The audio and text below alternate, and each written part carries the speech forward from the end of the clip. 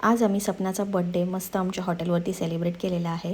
नमस्कार, मी सोनिया आणि आजच्या ब्लॉगमध्ये तुमच्या सगळ्यांचं स्वागत आहे। योगा सेशनची रिफ्रेशिंग सुरुवात करून मी माझ्या कामाला सुरुवात केलेली आहे। मध्येच थोडा सँडीसोबत गाडीवरती फिरून आलेले आहे। फिरून म्हणजे आमच्या शेतावरतीच गेलेलो आहे आणि हा बघा मला टाकून कुठल्या डोंगरावरती चढलेला आहे।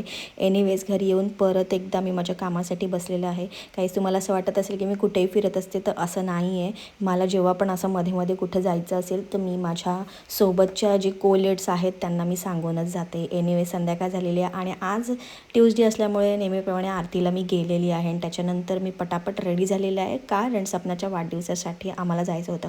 बरं, बर्थडे गर्ल बघा स्वतःचा केक घ्यायला आलेली आहे। एनिवेज आम्ही केक घेतलेला आहे मस्तपैकी आणि दादाने बघा तिला परफ्यूम गिफ्ट केलेला आहे आणि तिची रिॲक्शन बघा, काहीच फेक रिॲक्शन आहे। एनिवेज आम्ही मस्तपैकी बर्थडे सेलिब्रेट केला आहे। बरं, आम्ही कॅन्डल आणि ते जे पण काय लायटिंगवाला जो कॅन्डल असतो तो आम्ही विसरलेलो आहे।